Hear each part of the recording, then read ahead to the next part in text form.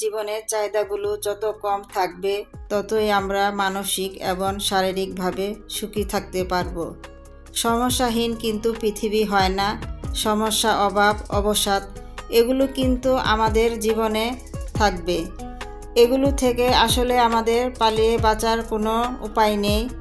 এগুলো থাক না আমাদের জীবনে কোনো এক কোণায়, চলুক না আমাদের সাথে। হ্যালো এভরিওয়ান, আসসালামু আলাইকুম। আপনারা সবাই কেমন আছেন? আশা করছি আপনারা সবাই ভালো আছেন। আলহামদুলিল্লাহ আমরা সবাই ভালো আছি।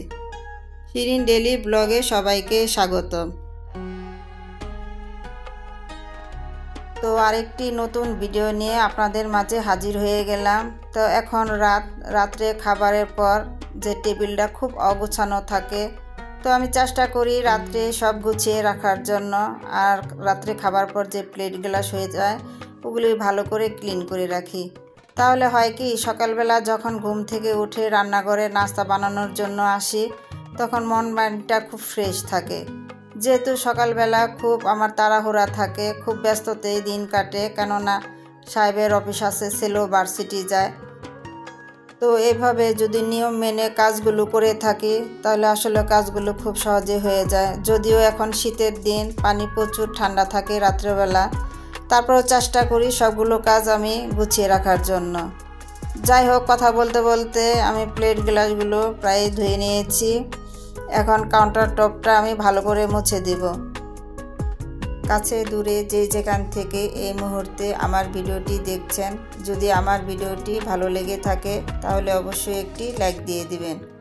আর যারা আমার চ্যানেলটি নতুন ভিজিট করছেন, যদি আমার ভিডিওগুলো ভালো লেগে থাকে তাহলে অবশ্যই আমার চ্যানেলটিকে সাবস্ক্রাইব করে আমার পাশে থাকবেন। তো এখন চলে আসছি রান্নাঘরে, সকালে নাস্তা বানাবো। তো এখন বসিয়ে দিয়েছি র চা। শীতের দিন র চা খেতে ভালোই লাগে। তো আদা, গরম মশলা, তেজপাতা এগুলো দিয়ে আমি র চাটা বানাই। তো এখন রুটিগুলা ভেজে নেব। আর আমি কিন্তু রুটিগুলা রাত্রে বানিয়ে রেখেছিলাম। যাই হোক, এখন রুটিগুলা ভেজে নিচ্ছি, র চাও বানিয়ে নিয়েছি। আর রাত্রে বেশ কিছু আমাদের সবজি রান্না করা আছে, ওগুলো দিয়ে হয়ে যাবে আমাদের সকালের নাস্তা। আর এভাবে যদি বেশ কিছু কাজ আমি রাত্রে গুছিয়ে রাখি তাহলে কিন্তু সকালে আমার খুব পেরেশানি হতে হয় না, সহজেই কাজগুলো হয়ে যায়। যাই হোক, সকালের নাস্তাটা সবাই মিলে একসাথে বসে করে নিয়েছি। এখন চলে আসলাম ছেলের বেড গোছাতে। তো প্রতিদিনেরই কাজ এগুলো আমার, যেহেতু নিজের কাজ নিজেরই করতে হয়, তো সময় সুযোগ মতো কাজগুলো আমি করে নেই। আর এখন যেহেতু প্রচুর শীত, সময় দেখা যায় যে একটু আলসেমিও হয়, কিন্তু আলসেমি তো করি না। যাই হোক, নিজের কাজগুলো নিজেই করে নেই। তো এখন বেডটা গোছানো হয়ে গেছে, এখন ড্রয়িং রুমে আমি চলে আসছি।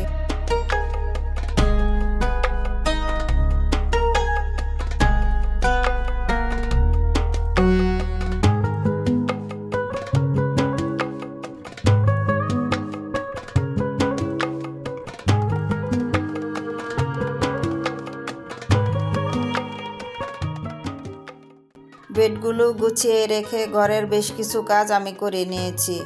তো সব সময় ক্যামেরা বন্দি করা যায় না, অনেক সময় দেখা যায় ক্যামেরা বন্দি করতে গেলে কাজের অনেক দেরি হয়ে যায়। যাই হোক, যেহেতু আমি লাইফস্টাইল ব্লগ বানাই, তো আমি চেষ্টা করি আমার লাইফে যা ঘটে তাই আপনাদের দেখাতে।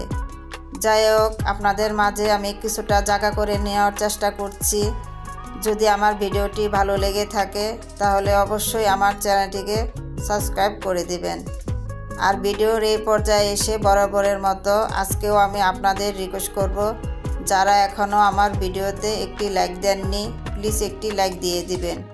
আর ভিডিও রিলেটেড একটি হেলদি কমেন্টস করে দিবেন তখনই যখন আমার ভিডিওটি আপনাদের কাছে ভালো লাগবে।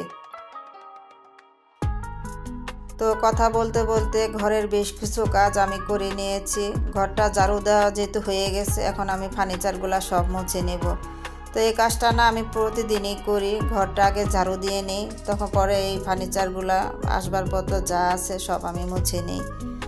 তো আজও তাই করছি। আমরা মেয়েরা কিন্তু ঘরে অনেক কাজ করে থাকি, টুকিটাকি কাজ করতেই থাকি, তারপরেও যেন কাজ শেষ হয় না।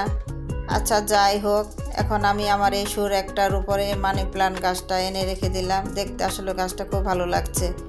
আর এই গাছটাকে আমি বেশ কিছুদিন ধরে রোদে দিতেছি, তার জন্যই মনে হয় গাছটা অনেক ভালো হয়েছে। তো আমার মানি প্ল্যান্ট গাছটা বেসিংয়ের উপরে ছিল, তো এখন আমি এখানে নিয়ে আসলাম। তো দেখতেছি ভালোই লাগছে। তো আপু ভাইয়ারা কেমন লাগছে কমেন্টস করে জানাবেন। ভিডিওটি আর বড় করছি না, দেখা হবে পরবর্তী ভিডিওতে। সবাই ভালো থাকবেন, সুস্থ থাকবেন, আমার জন্য দোয়া করবেন।